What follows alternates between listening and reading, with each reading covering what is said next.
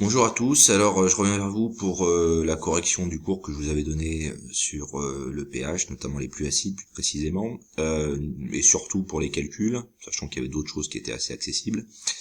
Donc le thème du chapitre, c'est qu'est-ce qu'une pluie acide. Alors déjà pour en revenir à ça, quelque chose d'acide, tout ça, ça vient du pH. Alors qu'est-ce que le pH? Vous aviez déjà vu ça en seconde. Donc comment est-ce qu'on le mesure? Alors il y a trois façons de le faire. Bon, on peut l'estimer avec du papier pH. On vous dit que c'est un papier qui est imprégné d'un mélange d'indicateurs colorés, et du coup, en fonction du pH de la solution que vous allez déposer dessus, il va prendre une certaine couleur. Exemple, je vous ai mis, si une solution colore un papier pH de cette couleur-là, qui correspond à celle-ci, on est à un pH, si on regarde sur la boîte, avec les correspondances entre les couleurs et le pH, on a un pH qui est égal à 1. Ensuite, alors je vous l'ai pas mis là, mais on pourrait utiliser des indicateurs colorés, c'est ce qui est notamment utilisé sur le papier pH, sauf que ça nous permet juste d'avoir des fourchettes de pH et pas quelque chose de très précis. Ensuite, si on veut être beaucoup plus précis, on peut utiliser ce qu'on appelle un pH mètre. Un pH mètre, c'est un appareil qui contient une électrode qui, quand on va la tremper dans une solution, va transmettre une tension par l'intermédiaire d'un voltmètre, et cette tension, elle va varier en fonction du pH de la solution, et donc à l'intérieur du pH mètre, lui il est capable de dire si le voltmètre, si la tension affichée par le voltmètre est de temps, ça veut dire qu'on a un pH qui est égal à temps. On avait un exemple ici, vous voyez 8,03, donc c'est plus précis que le papier pH. Alors en application, donc en utilisant le papier pH, donner le pH de différentes solutions. Bon, donc là c'était un petit exemple, vous aviez juste à regarder en fonction des couleurs, j'espère que je ne me suis pas trompé quand j'ai reporté, en fonction des couleurs vous regardiez sur la boîte, et puis vous me donniez le pH, donc le jus de citron a un pH de 2, le coca un pH de 3, l'eau minérale 7, le liquide vaisselle 8, le chlorure de sodium qui est de l'eau salée 6, le Destop, donc qui est un produit très puissant, très concentré, un pH de 14, l'acide chlorhydrique a une concentration de 10 puissance moins 2 mol par litre, un pH de 2, et enfin la soude, qui serait à une concentration de 10 puissance moins 2 mol par litre, aurait un pH de 12. Donc en définition du pH, donc je vous ai mis ici, le pH est un nombre compris entre 1 et 14 qui permet de mesurer l'acidité ou la basicité d'une espèce chimique en solution. Alors, au niveau de l'échelle des pH, ça aussi vous aviez vu en seconde, on considère que entre 0 et, alors souvent on dit 7, bon, on va dire plutôt 6,5, on a une solution qui est acide.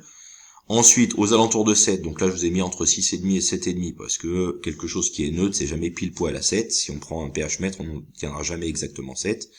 Entre 6,5 et 7,5 à peu près, on a une solution qui est neutre.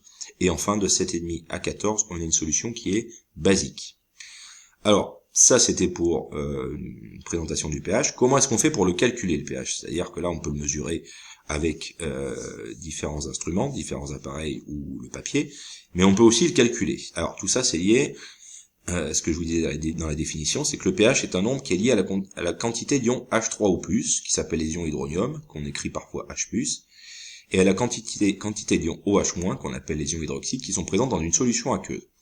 Dans une solution aqueuse, donc aqueuse, ça vient de eau, dans une solution à base d'eau, on a obligatoirement des ions H3O+, et des ions OH-.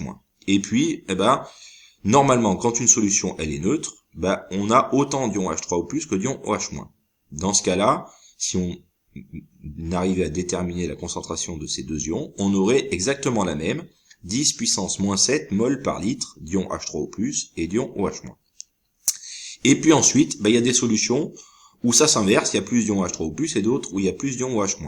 Bon, là je vous disais que lorsqu'une solution est acide, il y a plus d'ions H3O+, et ça veut dire que du coup, ça diminue le nombre d'ions OH-.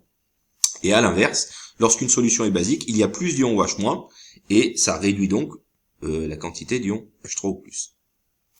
Et pour calculer le pH, ou alors éventuellement la concentration molaire des ions H3O+, il y a deux formules qui sont à votre programme, qu'il faut être capable d'utiliser. Donc, cette formule-là, pour calculer le pH, il suffit de taper sur la calculatrice, moins log de la concentration des ions H3O+.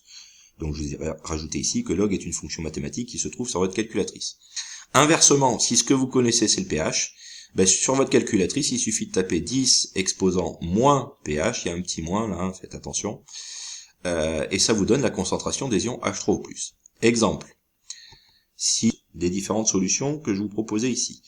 Si on vous dit que la concentration des ions H3O+ est de 10 puissance moins 2, on tape à la calculatrice moins, donc moins log de 10, alors la touche puissance moins 2, je ferme la parenthèse, j'ai oublié de revenir, pour descendre, pour plus être dans les exposants, on appuie ici, on ferme la parenthèse, exécute, on obtient 2. pH, quand la concentration des ions H3O+ est moins 10 puissance moins 5 mol par litre, je tape 10 puissance moins 5, moins log, pardon.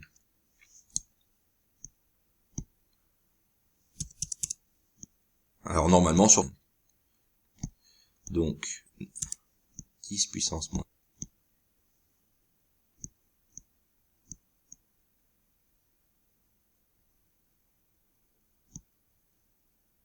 10 puissance moins quelque chose, le nombre qu'on a au niveau de la puissance, ça nous donne exactement le pH. Concentration ici des ions H3O+, 10 puissance moins 2, quand on tape moins log de 10 puissance moins 2, ça donne 2. Donc en fait, la fonction log, ça permet d'obtenir, quand on prend le logarithme d'une puissance de 10, ça nous permet d'obtenir le nombre qui est en puissance. Donc là, ça ferait moins 2, et comme il y a un moins devant, moins 2, ça fait plus 2. Là, pareil, log de 10 puissance moins 5, ça donne moins 5, et comme il y a un moins devant, moins 5, ça fait 5. Inversement, si je veux calculer la concentration des ions H3O+, si j'ai une solution qui a un pH qui est égal à 3,4, j'utilise cette formule, 10 puissance moins pH, donc je tape à la calculatrice, 10 puissance moins 3,4,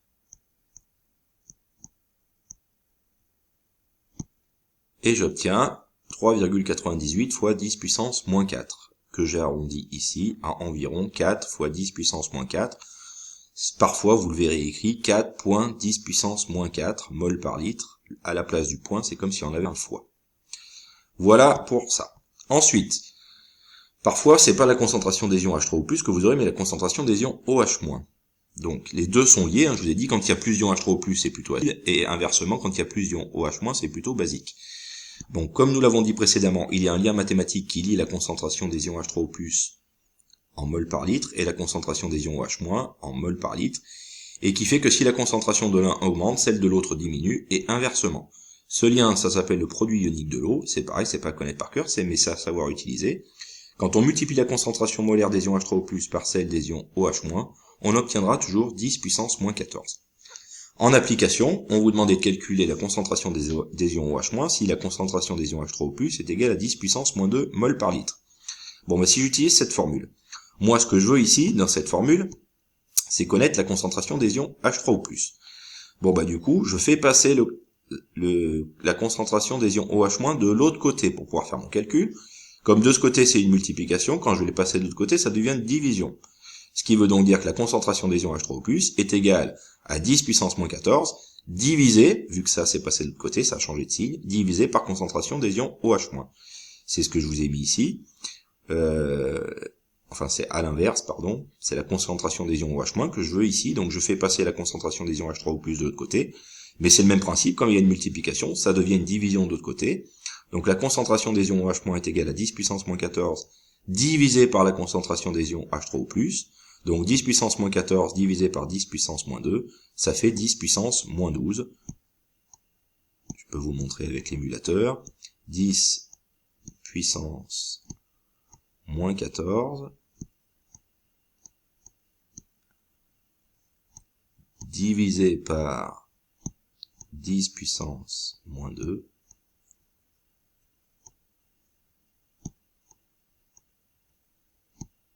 ça fait 1 fois 10 puissance moins 12, c'est-à-dire 10 puissance moins 12. Voilà pour le premier exemple. Deuxième exemple, maintenant on voudrait le pH si la concentration des ions OH- est égale à 10 puissance moins 3 mol par litre. Pour calculer le pH, on a vu qu'il faut appliquer la formule que je vous ai mis dans le petit d, où on doit faire pH égale moins log de la concentration des ions H3O+. Le problème, c'est que là, j'ai pas la concentration des ions H3O+, donc il faut d'abord que je calcule cette concentration en utilisant la formule qui est là.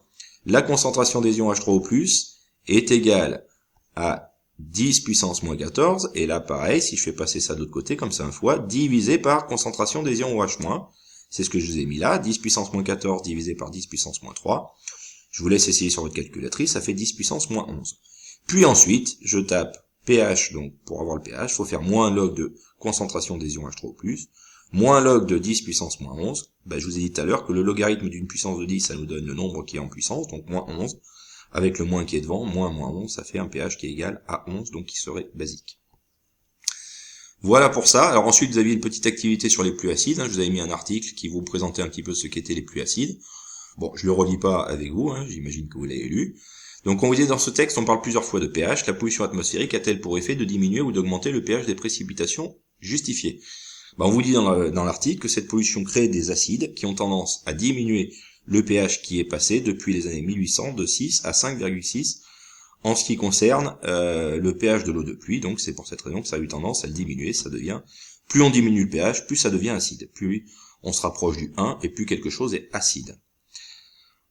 Question B. Pourquoi les pluies acides mettent-elles en danger notre patrimoine culturel et occasionnent-elles d'onéreux travaux de restauration de monuments?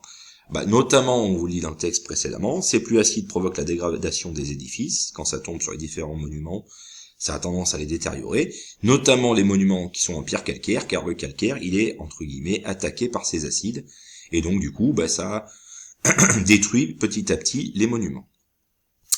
La pollution de l'eau de pluie peut à long terme présenter des risques pour la santé de l'homme. Explique pourquoi. Alors, on vous dit que la baisse du pH provoque la mise en solution, donc quand une pluie acide tombe, ça va provoquer la mise en solution de métaux qui sont contenus naturellement dans le sol, comme l'aluminium, mais qui sont au départ pas en solution, donc qui sont pas dans l'eau.